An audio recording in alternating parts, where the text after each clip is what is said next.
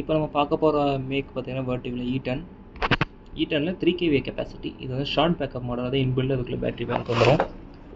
So E10ஓட display தான் மேலே லைனுன்னு indicate பண்ணுறது. இப்போ இன்வெர்டர் மோட் ஆஃப் ஆப்ரேஷனில் ரன்னிங் ஆகிட்டுருக்கு. ஸோ லெஃப்ட் ஹேண்ட் சைடில் இருக்குது இன்புட் நமக்கு, ரைட் ஹேண்ட் சைடில் இருக்குது அவுட்புட் பேராமீட்டர்ஸ் நமக்கு. இந்த சைடில் இருக்குது பேட்டரியோட சார்ஜிங் பர்சன்டேஜ், உங்களுக்கு பேட்டரி எவ்வளோ பர்சன்ட்லேருந்து ஃபுல் சார்ஜ் ஆகிருக்குன்ட்டு. இது லோட் ஸ்டேட்டஸ். நம்ம வந்து இன்ஸ்டன்ஸ் லைட் லேம்ப் லோடு தான் நம்ம கொடுத்துருக்கோம். ஏன்னா வந்து லேம்ப் லோடில் தான் வந்து உங்களுக்கு வந்து அந்த கட் ஆஃப் இல்லாமல் வந்து நமக்கு ட்ரான்ஸ்ஃபர் நடக்குது. Battery mode to bypass, battery mode to inverter, அப்புறமா வந்து inverter to bypass to inverter வந்து ட்ரான்ஸ்ஃபர் மூலம் உங்களுக்கு அந்த பல்ப் மூலமாக வியூ பண்ணலாம்.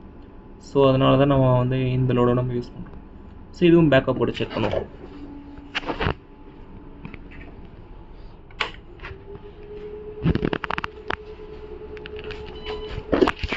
இந்த யூபிஎஸ் பதில் பேக்கப் மோட் போகுது பார்த்தீங்கன்னா உங்களுக்கு டிஸ்பிளே வந்து பிளிங்க் ஆகி தான் உங்களுக்கு வரும்.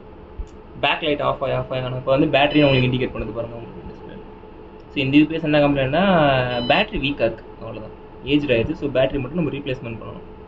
இப்போ பேக்கப் மோடில் போகிறோன்னு சொல்லி buzzer sound with display back light blinking மோட உங்களுக்கு வரும். இப்போ பேட்டரி மோடில் போய்ட்டு இது டிஸ்சார்ஜிங் வோல்டேஜ், பேட்டரியோட வோல்டேஜ் இந்த சைடு காமிக்குது. இன்புட் அப்ளை பண்ணி